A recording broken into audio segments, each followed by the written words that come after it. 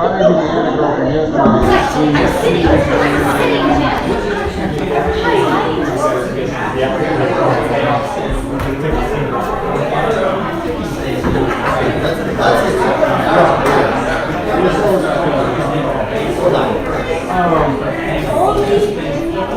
good morning, everyone. Let's grab a seat. We'll get started.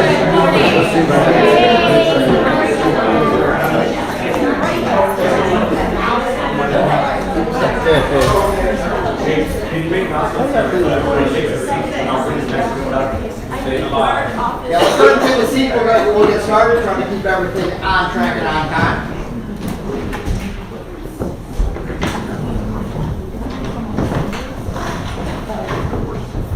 All right. It's great to be back. I think this is our 1 million cups, Cleveland, Detroit, something like that. I don't know what's going on with the weather, but welcome to this nice chilly morning. We are live. So if you have not taken a quick minute to sign in, there's QR codes around the room. Take a quick shot of this because we're going to move past this screen pretty quick. And there we go. So we are the 1 million cups in. Sorry, Melissa. We'll get it. We're the 1 million cups for Eustis and Lake County, and just as a reminder, we wanted to incorporate all of Lake County because we don't want to separate it to North and South Lake. We want everybody from Lake County to be part of this experience. So if you know somebody that wants to make the drive and come from Claremont, South Lake, have them come and visit us. We would more than welcome them. And I know, and I think Monty, we've talked about one of the next spots that we want to look, as we build this chapter, we want to look at South Lake as building the next chapter for Lake County. So a couple of housekeeping things. Please keep the side conversations to a minimum. We want to give our full attention to the presenters. If we can, silence our cell phones. And then for the bathrooms, women's is through that open door there. Men's are up here. And we are live on Facebook. Delaney is going to be monitoring. One thing with Facebook, I was on it last week. There was minimal turnout. If you know somebody that you think would benefit from this, they don't have the time to make it, but maybe they can watch. Please encourage them and invite them to watch, because if they watch, see what it's about, and they have the time, then eventually they'll join us here for our in-person meetings. So we want to really encourage that. Yeah, and please help us grow our awareness by sharing all the links that you see. When you see the live feeds or just the upcoming events, we really appreciate any help you can give us with getting the word out. George. Yeah. Good morning, everybody, and welcome to Mega Workplace. I wanted to introduce a couple people real quick. Commissioner Willie Hawkins, who's my favorite city commissioner. Sitting in the back, and he's been a huge supporter of small business and a huge supporter in our community. To his left is Marie Alberti, a former vice mayor and a former commissioner who is now the director of the Chamber of Commerce here in Eustis. And our favorite police officer, Officer Coe in the back over there, who's a community for downtown police officer. So thank you. I think you're really for that. Willie, he did say the same thing about Gary 2 weeks ago. I'm the executive director of the Umatilla Chamber of Commerce. Oh, you did? I'm sorry. Yes. All right, welcome. So, and we want to thank the Mega Workplace, Pam and George, for sponsoring this every week. And I think we need to come up with a tagline, because this is like one-stop shopping for success in business, because you've got your presenter ideas here. You're going to meet with John Dorangus at the SBDC, Small Business Development Center, and get your business plan in order. And then we've got Wendy from the UCF Incubator that's going to help you grow that business. So if you want success and you're looking at 2024 as starting a business, this is the place to start. We also want to thank our sponsors. Coffee sponsor is Foxtail Coffee, and then we've got United Southern Bank. Shows how long I've been around here. Who remembers when it was Umatilla State Bank? Yeah, I remember. I still have a hard time with United Southern Bank, but thank them for the donuts and the bagels. So, who's the first timer here? Jody, I know who you are. Any other first timers? All right. So, what is 1 million cups, or the 1MC for Eustis Lake County? It is presentations, not pitches. People are going to present, and we like to say, what keeps you up at night as a business owner? This is why you want to present, because everybody here it's a business-to-business support system. They're not here to sell you. It's not networking, it's not pitches, it's not trying to raise money for their business. It is serious business concerns that, again, what keeps you up at night as a business owner? You're gonna come here and we have just an incredible group of people that attend every week, just willing to help our presenters solve these problems and give them thoughts to make their business more successful. So, the best thing that I can say, it is the best business-to-business support program that I've been part of in my 40 plus years in business. So in the middle of the meeting, if we remember, and everybody put their business card in the back, we're gonna do some drawing. We got new cups. Are these things not cool? I want one of those. Yeah, Ben, you own the building, so you can have one. So if you haven't put a card in the bucket, we'll make sure that you get a chance to do so. And I have a feeling that those will be the first two things to go with the drawing today. But remind me that we do a drawing before each of them, so we can do a little bit of a giveaway. So if you want to present, again, there's really 4 things that we look at, or 3 things that we look at. If you have a business idea, or you know somebody that has a business idea, bring it here and present this to the group of professionals. Everybody here is in business and success in some form. Even if it's a thought, hey, this is what I think I want to do, I need some feedback on it. Will it work? Will it be successful? How do I get it started? If you've been in business 1 to 5 years, again, what keeps you up at night? This is traditionally, and the purpose of 1 Million Cups is for newer businesses to succeed. The failure rate on businesses within the first 5 years is high. We want to try to bring that down tremendously by having these programs here, having John Dorangus here, having the UCF incubator here to help these businesses get past that 5 years and have long-term success. And then if you're an established business, you've been in business for several years, you've been successful, but you want to start a new venture, this is the place to come as well. Same thing, it's starting a new venture, starting a new arm or leg of your business. You want to grow that business, you want to get feedback from the business owners and professionals that attend every week. This is who we want up here presenting. And speaking of presenters, we've got several spots open in December. If you know somebody, have them contact any of the organizers, myself, Monty, Ray, Pam, George, Greg in the back, any of the presenters that are here. Jared, Jared's coaching, is working with coaching our presenters. Contact us, we will get you on the list. Stay connected again. We're live on Facebook. We're going to be going live every week. We're really trying to grow our Facebook presence. At Facebook? There's 7 on right now.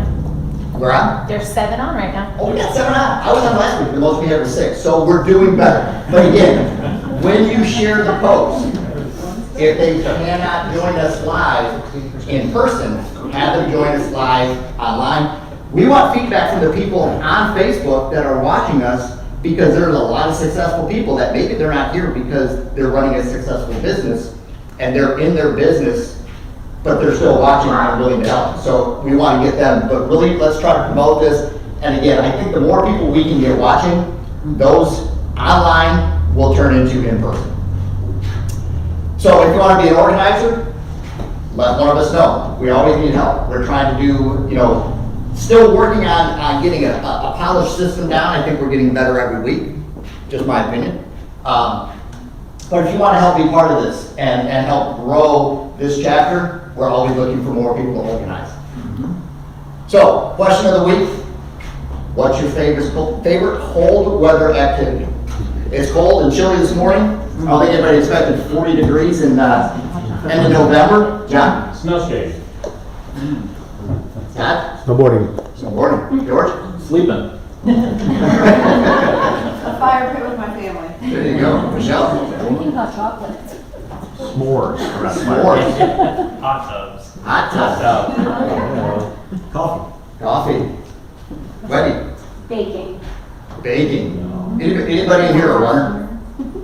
No? Over to your left. So when I live in Michigan, I ran. My favorite time of the year to run is in a fresh snowfall. You get those big snowflakes.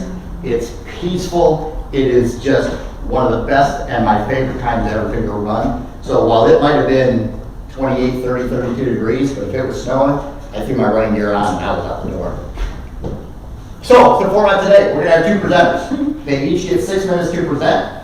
It's not a deadline, it's a guideline. and then we're going to do 60 minutes of questions and answers and feedback from you who attended us today to help them with what keeps them up at night. So today's presenters, we're going to have Mitch Hankins from the Lighthouse Exchange, and we have Kristen Sullivan who's going to start us off with Farmers Roofing. So Lonnie, if you want to cue up Kristen, we will get her going. So yours is a PDF, I'm just sure the clicker should work, so if not, Monty will run it for you. So let's welcome Kristen from Farmers Roofing.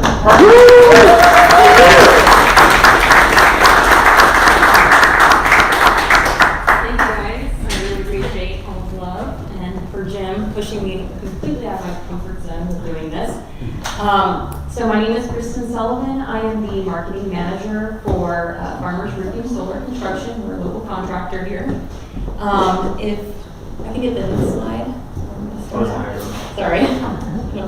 There it is. Okay. So this is my family. This is who I work the hardest for. My husband John, my son Liam, and my two fur babies, Elmer and Cortana.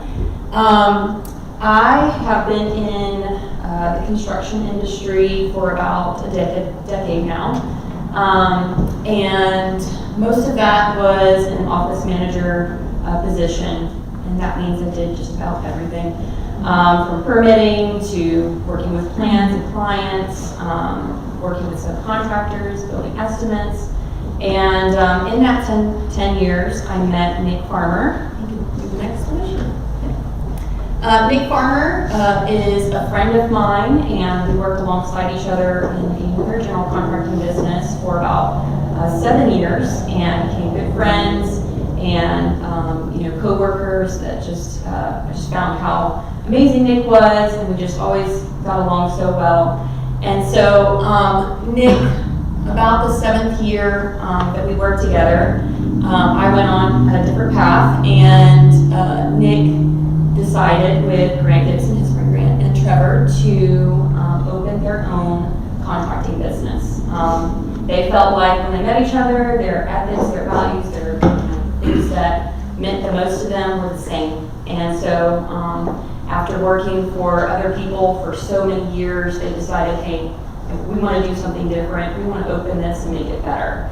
And so they decided to open up Farmers Roofing. So this is our team now, which has grown in crazy amount in just 2 years. We've only been open for 2 years.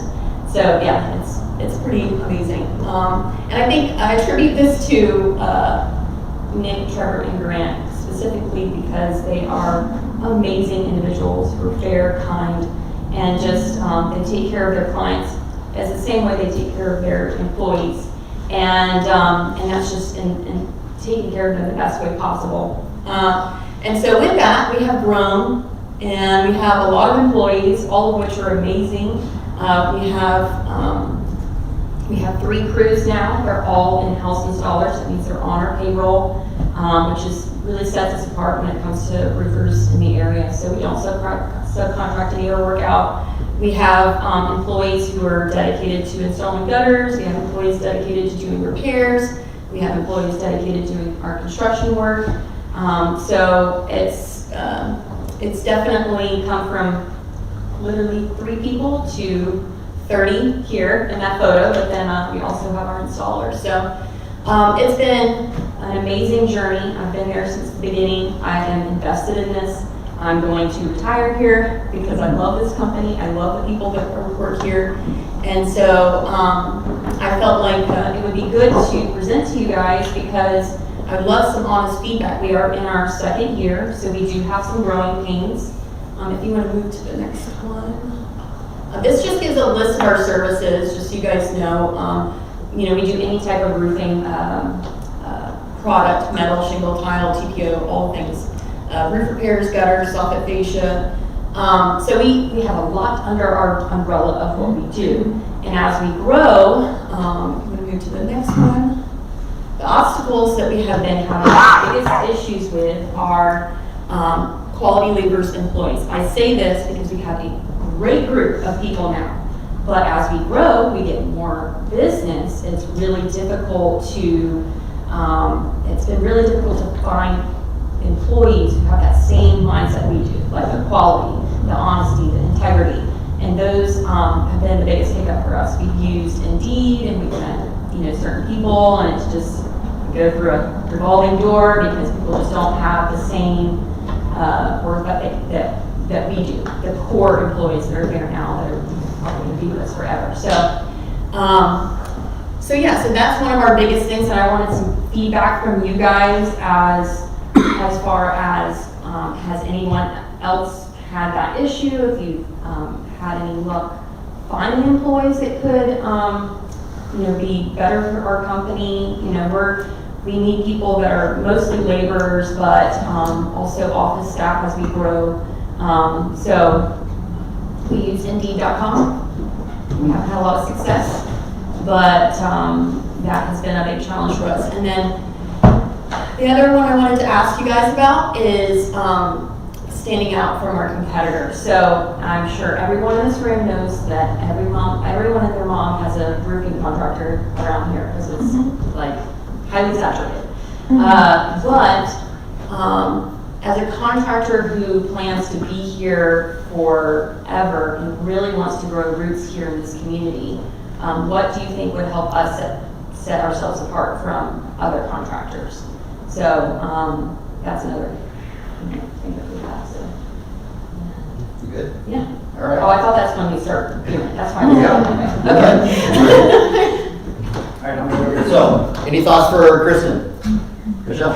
I used to have a hard time finding employees until I started using a third-party service, and I won't mention the name because I don't know if that's appropriate in this forum, but they take care of my ads, they manage them, they sort them, they ask very good a questionnaire that they have to go through and answer so that this company decides, does this person meet our core values? Are they going to be a good match? And so after that company takes these people through the process, it's only then that they come to me. And I have found that since I've started using them, I have almost no call, no shows for interviews. And the employees that I get, not only are they higher quality, but they actually comment and say, I really appreciate the process because now I know that the people that I might be working with are of a higher caliber. So let me ask you a question with that, and anybody else that experienced. Well, I think one of the biggest things, the biggest expenses we have is lost employees. Have you done a comparison of what it costs to hire, train, to lose an employee versus, which I'm sure this is probably a service that you have to pay for, versus this service and the quality that you get from that? I have not done that on paper, but I sure can feel it and see it in my attrition, that my employee attrition has gone down dramatically in the W-2s that I had 2 years ago versus last year versus this year. What kind of costs? Can you talk about the cost? Under $500 a month for active, but $147 a month for, so they look at this like as marketing, right? When you're marketing for clients, you keep this list and you stay in touch with those people that you're marketing. Well, they treat employees the same way. They keep this list because my goal is to stay overhired, and sometimes I'll interview somebody that I really, really like, but I might not have room for them. They keep this list so that I can go back and go, okay, who can I contact again? Who can I go back to and say, hey, if you haven't found something by now, or maybe this is a better opportunity for you. They nurture them. They give you a dashboard so that you can see what's going on. And it's under $500 a month for this active. They post on more than 26 job boards, not just Indeed. And they're also one of a company that is really good in Google Jobs, which I didn't know even was a thing. I always lived in Indeed. I didn't realize that there were so many other job boards available. John, did you have something? I did, yeah. I think one of the most important things of employee retention, and it probably helps when you're doing employee recruiting, is don't treat your employees as employees, treat them as owners. Give them some idea that they're more than just drawing a paycheck when they come to work. Right. If they do a good job and they save money, they have cost savings, those kinds of things, provide incentives to them so that they think, all right, hey, if I do a good job, I'm going to get a little piece of the action here with regard to bonuses or other things like that. And that helps with your recruiting as well. Matthew? So my thoughts, but also along retention. You guys, being in business only 2 years, you probably haven't had a lot of turnover as of yet, but it's actually $1 trillion deficit in North America alone. So it is inevitable. With that, in the home service industry, particularly, it can be challenging to keep good help because a lot of people will go based upon like, oh, I get $1 more an hour over here. But a lot of the best ways to keep good help is in benefits. So, you know, if the $25 an hour is like say the going rate, you pay somebody $20 an hour, but offer benefits that no one else could even touch, not just like your normal, you know, health insurance, life insurance, stuff like that. I'm talking like the good benefits that get you discounts at resorts and stuff like that. A lot of those types of benefits are like $7 a month per employee. They're really, really cheap. So for the same cost of getting an employee a cup of coffee every single month, you could offer benefits that no one else has. And it's really hard to leave a place, a small business that has everything that a big corporation normally would have when it comes to benefits. So it makes it hard. Never even thought of this. Yeah, we'll go Delaney, then we'll work our way from the back. All right, first of all, you have a cheerleader online, Erin Walker, says, go Kristen. And secondly, I love it. Secondly, I was just going to say, my husband works for a company who, and I don't know if you can do this or if this is even a thing that could happen, but they have an incentive program for their employees. So we attract who we are, right? And if you love your current employees, it would seem that they would attract who they are, and they would only be word of mouthing to their friends who they already work very well with. So do you have an incentive program for them if they were to bring in like, hey, I have a friend who would like to work here, you know, like, okay, if they're here for 6 months, that's what my husband's business does. If you bring someone in and we end up hiring them and they work here for 6 months, then you get a bonus. So we don't do that, but almost every employee that's been new in the past year has all been by word of mouth from employees who already work there. And, you know, like, hey, I know my buddy Joe, he could probably do this kind of work. Well, if there was some sort of dollar sign behind that, yeah, they might work a little harder for you. yeah. Just saying. Wendy? Are you familiar with Quality Labor Management? They have offices in Seminole County and throughout. They are a skilled staffing agency, but they're not just a employment agency.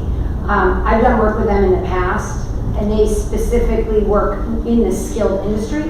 So I can put you in touch with the president. He's super dynamic, and that could be a resource for you. I would love that. Yeah, I mean, because we are trying to hire people who are skilled laborers. Yeah. You know, so that there's definitely, They're going to have some kind of experience. They're going to have those kind of things. So.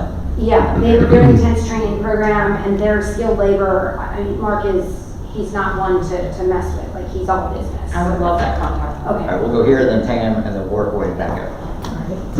Good morning.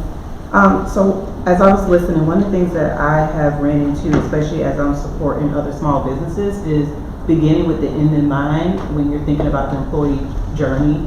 So kind of my questions that came to me is, do you have a well-defined JDQ, like job description and qualifications? Have you identified what a successful employee looks like?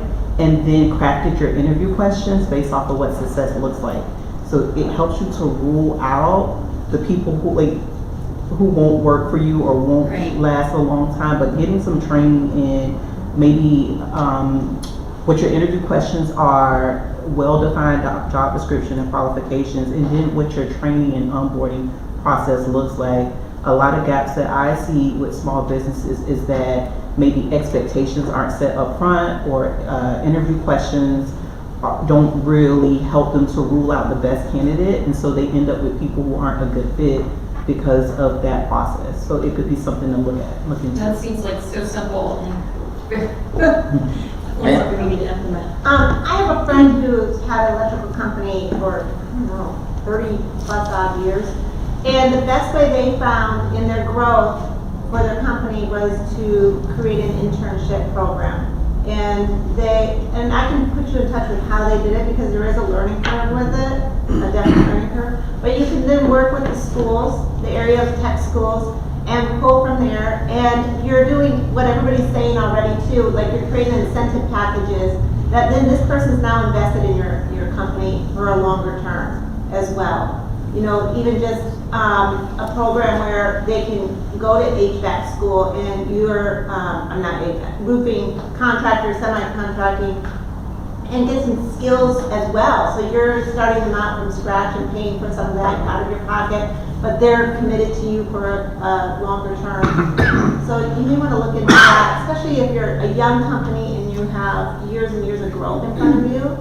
And it sounds like you're a great company, but creating that loyalty, you can have people who are with you for 15, 20 years. That's our goal. Yes. All right, we'll go with Marie, Todd, Greg, and then Annie. I wanted to address the first bullet point up there, the quality laborers and employees. And then with that, standing out from our competitors, I'm on a construction advisory committee for the county, and Eustis High School has a construction program. And being on that committee and being involved with those students, you could actually be growing your own. And then within that organization, they also have work with the state, DOE, etc., with those internship programs that she's talking about for minors. But again, if you can create that atmosphere, like this is where you want to work and you have contact with them, that may be their first contact in the construction area. And I've seen them come out of there, they're OSHA certified, they have the minimal basic skills, which is what you want. And then Lake Sumter has also added a construction management program. So there are avenues to move up also, and that's kind of the employee you want also, is someone who strives to do better. So that'd probably be a great. Yeah, and I think, and Pat will go next, one of the things that I think in the trades, and don't get me wrong, I'm not in the trades, but I think because sometimes in any business, we kind of get desperate for employees. We do the fog mirror test. You're breathing, you're hired. Yeah. And it's a 3-month in, 3-month out type of situation. So I think that combination, you're going to get the people that you want. So many moons ago when I ran cable guys around, we always did, if you brought in someone else to be a cable guy, you got a tiny little bonus. If you made it through training, you got a little bit more. If you made it 6 months after that, you got a little more. So it incentivized the person that brought them in to stay on top of that new person and try to help them through the process, even through language barriers or getting to work on time or whatever it was, so that you're not just bring in someone, it's make sure the person you're bringing in is going to make it and is successful. So if you break up any bonus you give that person into stages, it leaves them more invested in the person they brought in. Yeah. And the person they brought in, they're going to make sure that they stay because they want to. That's a great idea. That's a great idea. We'll go Greg, Eddie, and then Matthew. Greg. A lot of good feedback here, but one of the things is investing in your employees, your core employees right now, and not just from a monetary aspect of it, really see what they're going through. Because believe it or not, there's a lot of employees that are going through stuff, but if you're tentative to see an employee that has their head down that day, find out what's going on and really try to help them. And my dad was a farmer, and my mom was an accountant, and they had the farm was family business. They had 3 employees that stayed with them over 30 years. And I was a little young guy, and these guys were like my extended fathers. One question I asked them when I was older, I said, why did you guys stay with my dad so long and my mom? And even though you could have went to an agribusiness right across the street, better equipment, better pay, all that. And they said, Greg, when it came to times when it was tough, we had medical issues and stuff, they would ask us how much you want us to take out. We will continue to pay you, you just pay it back. Things like that. And I think from a business standpoint, we've really gotten away from really taking care of our employees. Customers never come first. And I'm from the hospitality industry. They do not come first. It's your employees that come first, because if you take care of your employees, the customers are already automatically going to be taken care of. Right. Yeah, There's a lot of good feedback in regards to it. And that's a great point too, because I did a survey and did some research years ago that there's hundreds of billions of dollars in lost productivity because of personal issues. And, you know, and I agree totally with that. I don't know that our employees become our friends, but they definitely become, you know, somebody that we need to care about. Well, we have, I do want to make a comment though. We, at Farmers, have definitely, the guys have always tried to take care of the employees. We've had employees who had vehicles that broke down, and they're like, I don't know how I'm gonna do this, and they'll pitch in and they'll get it fixed. That's awesome. You know? That's where it counts. Yeah, and we do offer, we're working on getting health benefits and 401k, and we're only 2 years old. Sure. So trying to, you know, financially afford these things is a little bit of a challenge, but it's a goal that we're definitely setting as a company. And, you know, I think the guys have definitely have that in our forefront. We're gonna take care of our employees, and they've taken care of me, you know, I'm grateful for that. So yes, thank you. Some of the best advice I ever got on hiring was hire slow, fire quick. But hire to culture. You can teach practically anybody any skill. But when you hire to culture, going to what Greg said, that builds a loyalty over a long period of time. But when somebody tries to erode that culture, you've got to nip it in the bud immediately. Otherwise, you start losing good employees. Because employees don't leave for $1 a month. They leave for culture. Right? If they're not getting their needs met, if they're miserable when they show up at work, they're not going to stay around. But to your last question on how can you stand out from your competitors, I know it's unusual for contractors to really engage with their customers past the service that's already been extended. But if that culture extends into your customers, they become part of your family too. So sending out those newsletters to remind them, I know it sounds silly, but with roofing, you know, you actually do have to take care of your roof. You've got to keep your branches off of it. Are you sending out reminders to your past customers to say, hey, you know, treat your new roof with kindness? Yeah. Those sorts of things. Well, our slogan is growing relationships one roof at a time. That's our slogan. It's something we've really, you know, upheld. You know, we do try to make these relationships with homeowners, make them feel like they're the only client for us. So, but you're right. Having those reminders is great. So knowing what I know about you and Farmers Roofing, the values that you have and how effective you have been in doing community events, I think a great way for you to stand out would be in teaching workshops to homeowners, especially new homeowners and elderly homeowners, on how to maintain their roof. So, you know, if you're teaching them and then having like leave behinds of like, here's a checklist of things that you can do on an annual basis or a quarterly basis so that you can get the most life out of said roof. And it's not just the materials, it's not just the fact that you did something, but so that you're providing value after the fact and they see that little leave behind, and maybe it's a magnet or something with your logo. Like, so when it is time, they remember, okay, I've been checking on things, but you do so much in the community already. You know, I did that Google Business Workshop this week to teach business owners how to do their business listing for themselves. We teach homeowners how to maintain their roof. 50 years ago, if there was a damage on a roof, the guy usually just got up there and patched it himself. That skill set has been lost. So if you teach people just at least how to maintain things, I think that'll go a really long way, especially in my generation that doesn't know how to do anything. Right? Yeah, you would pose a question about how much does it cost. So about 7 years ago, the last restaurant group I worked for, we had done that cost analysis, and just a standard employee was about $1,500 to bring in the door. So with inflation now, add 22% to that, 23% to that, then you get your number, right?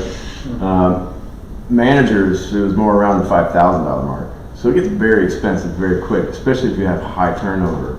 The biggest thing with the turnover that I have found in my career, the reason I just left the company I was working for, is they weren't true to their word. They would say, you do this and we'll do this for you. Well, I would do this, and then they would do nothing. And that continued on for over a year until finally I said, you know what, nuts to this, I'm out. Now I work for this guy. He's a good guy. We get a little benefits. The other thing, you said, how do you stand out from your competitors, right? You said it earlier, your hometown, you're local to here, you're not subcontracted, which I've been in the construction industry for a while. I find a lot of subcontracting going on. The quality is almost never there. And then if you have a problem on the back end, good luck getting any help. So I would really focus on that and really push that into the community. Hey, we're your hometown roofing hero. Like, we hire from this town, from this area. We employ your sons, your daughters to make this company happen. I would really harp on that.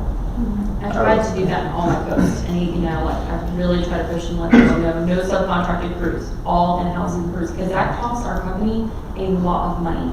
to employ these people that way, as far as their taxes and workers' comp and all of that. And I think it really does definitely bring value to our company, and just trying to figure out, like, you know, as far as our logo and getting it out there, you know, trying to get that information to people, like how do I get it in front of more people and get them to understand that we do have all these different things that I guess sets apart, you know. I know our household, we're always looking for local people, locally made products. I would rather go to the farmer's market than go to the grocery store. Right. You know, it means a lot to me, and I know it means a lot to the people in my community to help support them as well.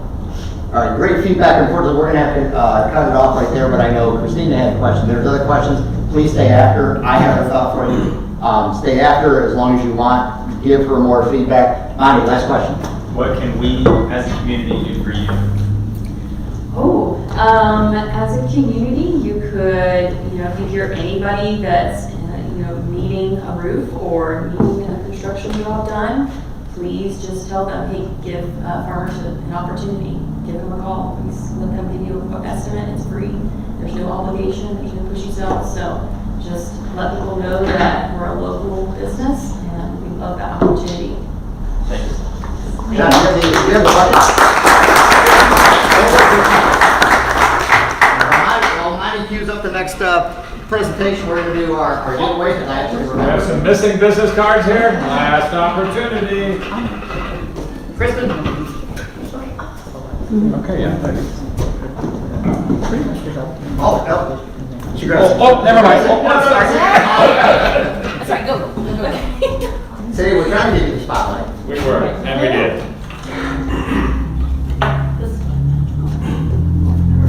Angela, Buns. All right.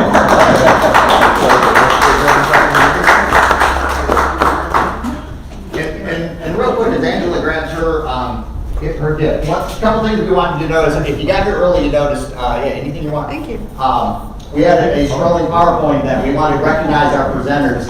So, Kristen, Mitch, make sure you get us a picture and information. On the back of the business card holder, again, we want to spotlight our presenters. So that is for anyone that has presented. Put your business cards in there. We're going to keep that for them. Because again, we want to give them recognition. This is not easy getting up here and doing this. You're putting yourself in a tough position, and we really want to recognize and thank those presenters by giving these couple of extra mentions. So we are going to now bring in our next presenter. This is Mitch Hankins from the Neighborhood Act. Is that what we're going to go with? Good Neighbor Act. Well, let's go to the questions. All right, let's go to Mitch.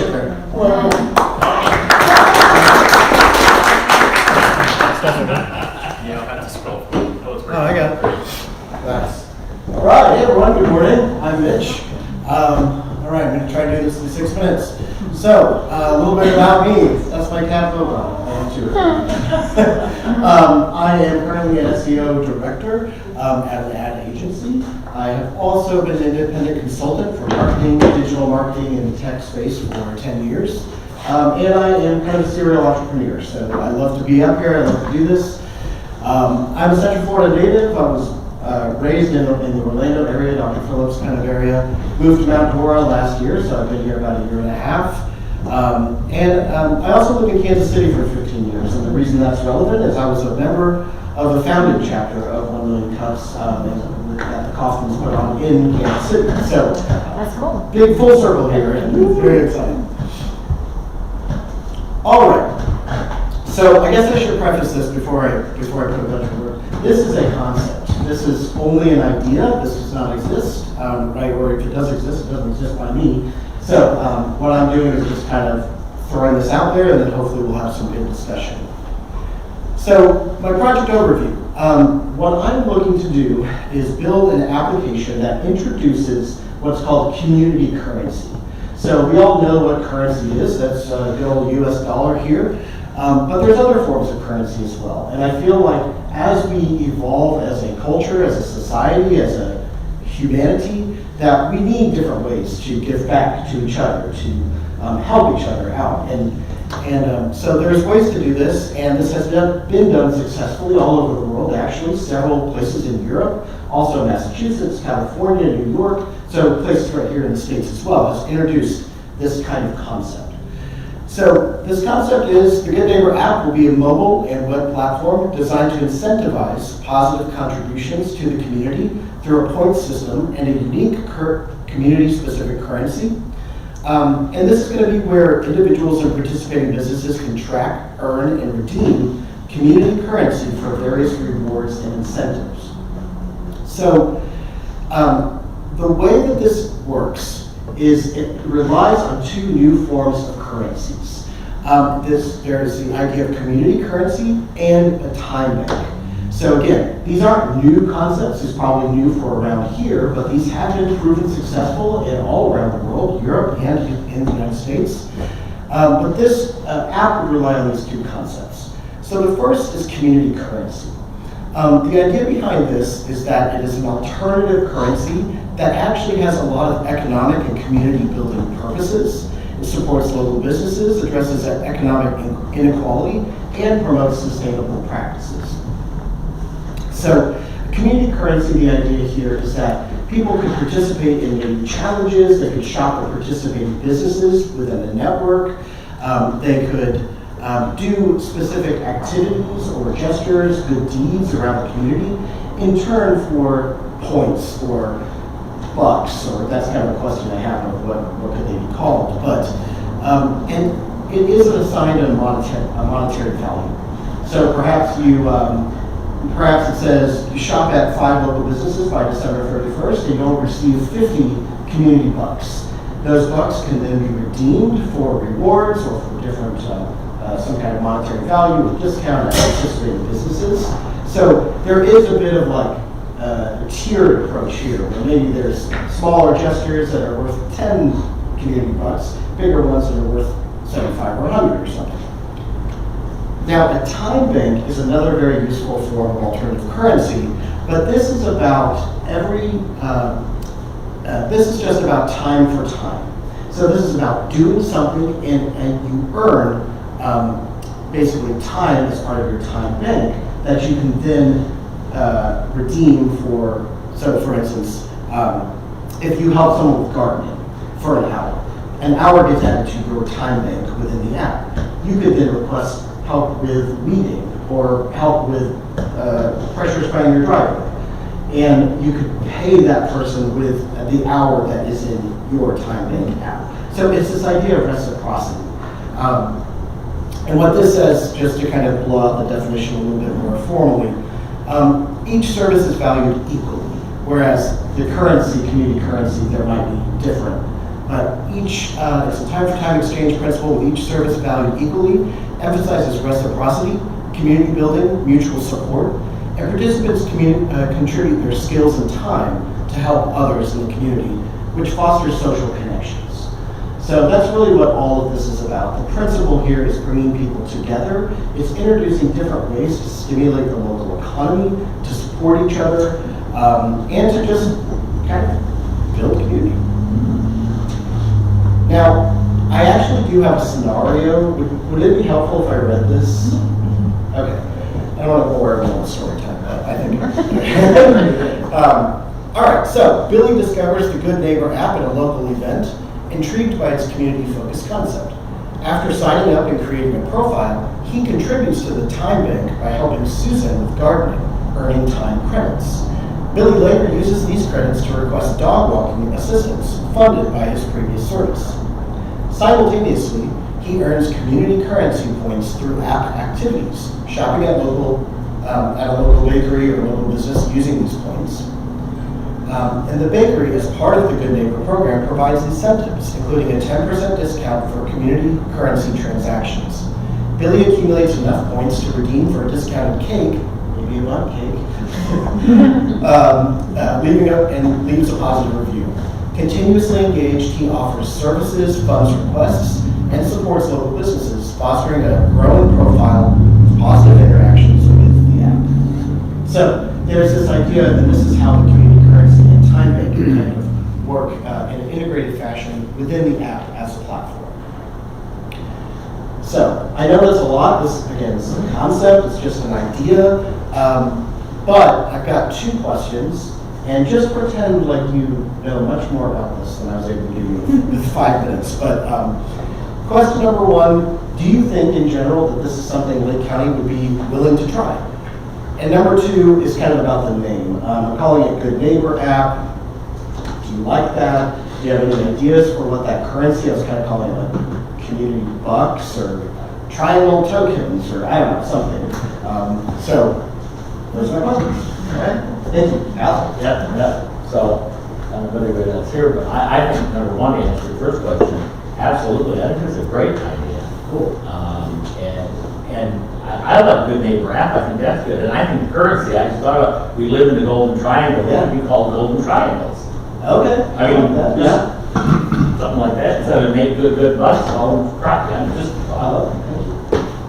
One thing I'll bring up for question number two in terms of the Good Neighbor app, I probably would lean towards something else, not because the Good Neighbor app is a bad name or anything, but when I think of the Good Neighbor app, I think of neighbor, the neighbor app. If anybody knows what essentially, is it next door? Yeah. That's exactly what I thought it was. Yeah, it's a bit of a cesspool, and I think this is the complete opposite of that. Some type of flexibility on that might be. Absolutely, I'm not married to that name at all. I don't know if the Good Neighbor app would work either, because State Farm might just come after you just for like getting a too close to that. But there's a large barter network more towards Orlando, Central Florida, with like, same concept, but like you can go get dental work done and pay the dentist with your barter network. Oh, really? Yours is much more of on a service base, not a that, but that might not be a bad thing for you to pitch at that network to integrate with what you're talking about. Do you know the name of it? I'll get it to you. I got Barter to Orlando. Yeah. Barter Orlando? Yeah, also barter first. Barter first. Barter first. Okay, that's awesome. What about Barter Buddy? Barter buddy. Okay, I'm in it. I like it. And I want to hear from our chamber reps, because I think this is something that probably has been tried and true. But I have a question for you too. So would it be for, because the gardening scenario seems like you're trading favors. Yep. So would you have one section for neighborhoods or local people to trade favors, and then a separate one for businesses to give discounts? Yes, so there's kind of two concepts, but it's housed on the same platform. So there's the time bank, which is that kind of like tit for tat type thing of like, I'll do an hour here and then, but it may not even be reciprocated like that. If I do gardening for you, you don't necessarily have to be like, I'll do this for you. That just goes in my time bank, and maybe Jennifer or someone else picks that up and does something for me later on. The currency would be more of a monetary value, which could be like exchanged for, hey, if I could get a dentist, that'd be awesome. I was just thinking like, hey, free cup of coffee or something. But yeah, yes. That would be We're good in that free right? Yeah, hey, whatever works. I would say if you're calling it a bank, like a time bank, or if you're banking, I would keep with the bank idea with bucks. I like that a lot, because people might not understand, a golden triangle. While I love it and I know the thought process behind it, other people from the outside might not necessarily understand that nor want that. And you want to go outside of this area, so that limits But the other thing that I was going to say is just as you didn't mention anything about this, and so it's not necessarily a question, just an idea to throw at you with it, is having the opportunity for people who have maybe time built up, be able to give some of their time to someone else if they're in need of something specifically. So being able to kind Pass it forward. pay it forward in some way, shape, or form. I love that. That might be a good name for the app, actually. Pay it forward. Pay it forward. Oh, I like that. Okay. Because that kind of encompasses payment, the service, the neighborhood, And maybe you could have a section on there too of people that need help, where they can go in. There would be a listing component, right? Exactly. You might want to talk to the Barter Orlando group to see how they go about something like this, but from a liability perspective, especially when you're trading time for time, if somebody were to make a mistake or somebody that shouldn't be helping that person, somebody that has no reason to be in that kind of neighborhood, they have some sort of criminal record, there's a lot of liability that could be associated with this. So probably see how other people are getting around that such with it. Probably need to talk with a few business attorneys to find out what kind of liability in terms and conditions need to be built into this, so it doesn't come back on you. Exactly, and I have a whole kind of list of safety considerations and security parameters that I can build and verification parameters that we build into the app. Similar to like if you're on a rover or something and you request someone to come, So yeah, I think that's a great idea. All right, go John, Michelle, Greg, and Jerry. So I'm a little uncomfortable with the word bucks. That kind of, that's a connotation of, a bad connotation for me. Okay. So if the rewards could be given in some kind of a community-friendly term, I think it would be something would sell better. Yeah, I definitely am open to any. What about like coins? Is it money that you have an issue with, or just the term bucks? I think it's bucks. It's the term bucks. Yeah. Because the And Buccaneers. you're not doing this for bucks, okay? This is not a bucks program. Yeah, right, It's a community building program. exactly. Right. I like tokens. Michelle? Could there ever be tax implications for this because these services have a value? Good question. I don't know all the answers yet. I'm I thinking mean- participating in local businesses might be. 1099 penalty. Right. Greg? I'm assuming this concept is you're trying to actually have a physical app, right? Nothing to do with the responsibilities of who gets on there, like Nextdoor. He's absolutely right. Tons of cesspool, and there's a lot of liability with that, but I believe the way that app is set up is that they're just an actual app and no responsibilities on that. Right. So I'm assuming that's the same concept for you, is that you're actually putting together an app so people are able to connect and utilize, correct? Yeah, this would be that's like everything that you mobile and web app applications, yes. Yeah. But I do want to build in something where there's going to be two-way reviews, similar to like an Uber or Airbnb, where you review them, they review you, as well as you can report, you can block people. So there would be kind of that, again, more safety measures sort of built in. I do. Yeah, real quick before we go to Joe, let me, our officer on staff here. Is there a way that through an application that there's a easy background check that can be built into something like this, do you know of? Not that I'm aware of.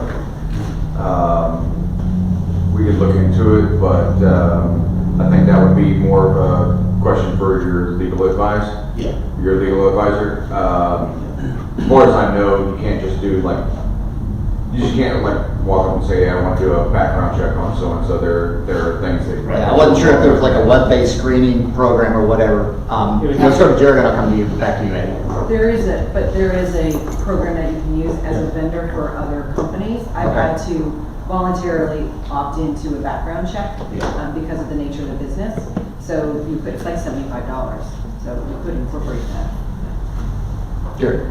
I would recommend, I think it's a great idea, and bartering has been in existence for ever. I think one of the things that you want to do is think about what types of services are going to be available and start very small to kind of build a base, because if you open it up really wide, it's not going to have a lot of value to anybody that signs up in the early stages, unless it's like, okay, dog walking and gardening or weeding are going to be the two, whatever it is, and just start small, and then from there you can start to add more things once it's established. Nextdoor didn't start out the way it is now, obviously. And the apps oftentimes just say, oh, it's not our fault. People are people. It's not, So if you start small, you can start to regulate, and as you grow, you can add in more monitors and more safety measures. Because I'd imagine, like anything, you throw it out to millions of people, they're going to do some things that are probably not in the spirit of a good neighbor activity. And not to ask a terrible question, but money at some point. How does this pay for itself? How is it funded? Is there in-app ads, or is it a donation? Because it can't run for free. Right, exactly. Right? Even if it's not a for-profit business, it still takes money to operate the service. 100%. Yes, I don't know yet, but getting there. Yeah, this is very new. That's what you're here for. I love all this feedback, all this Could be something that's like a membership thing, so if you're a Yes. business on there, you have to pay to be part of that That's network. kind of what I was thinking, you know, is something along those lines, or some kind of kickback. You also might be able to get sponsorships Yes. from specific zip codes that might want this kind of activity in their community. Yeah. And you might be able to get sponsorships from either local businesses or even municipalities. Yeah, I was actually thinking, you know, one of the first places that initially grow it would be a combination of businesses and non-for-profits, like say Habitat for Humanity. They're always looking for volunteers. So if you can earn points through that, Habitat for Humanity would gladly sponsor something like that. They spend a lot of money trying to get volunteers anyways. So, you know, but if you combine it with businesses that are already affiliated with Habitat for Humanity, you can build off of that, and once you have a solid network there, other businesses will see the success and start to want to opt in. You also want to give consideration to how to handle disputes between people giving an hour of gardening versus an hour of ditch digging and. Yeah, exactly. What about, you could also market to neighborhoods, like large neighborhoods that are trying to, you know, grow their community, get the homeowner associations on board. Yeah, that's a really good idea. And they don't have to go far, they're right there. Yeah. You could probably add links for different subdivisions within itself. Yeah, I think there's a So they lot can of. stick within their own neighborhood. Yeah, if that helps them feel more safe and, you know, all that sort of thing. Great. Like neighbors helping neighbors or something Right. along those lines. I was looking at it, the first thing for me was a philanthropic thing. Is there somebody out there that I could help? Yes, exactly. You know, and just to help, in your community, you know, giving back to your community. Well, and that's why I want to develop the app. I mean, in the past, I've tutored, I've mentored, I've provided computer help just for free, helping people, you know, so yeah, I think it's just people helping people. You know, and I think to Matthew's point, getting the different sponsors, if somebody goes and does whatever the exchange is, 10 hours of work for Habitat, and people look at this going, well, you know, they're really giving back to good community programs, that, like, that's gonna be a person that I wanna go ahead and do something for. I mean, I think, you know, depending upon who does it, sure. I just came, karma could be some part of your, you know. I know, and there's like this karma, like afterpay, you know, like that's what I think of, it's like a financing, but yes, it's like reciprocity, like. You could have like a ranking system of this person's done the most volunteer hours in the app. Oh, absolutely, like a leaderboard for sure. Oh, and the high school kids need tons of volunteers. Exactly. You know, alongside the leaderboard, also you could have people that reach a certain level have the ability to become moderators for certain aspects of the community, so that those people that, hey, I'm already like the leader of like this community, so they can help make sure that their community is staying true to the spirit of it. 100%.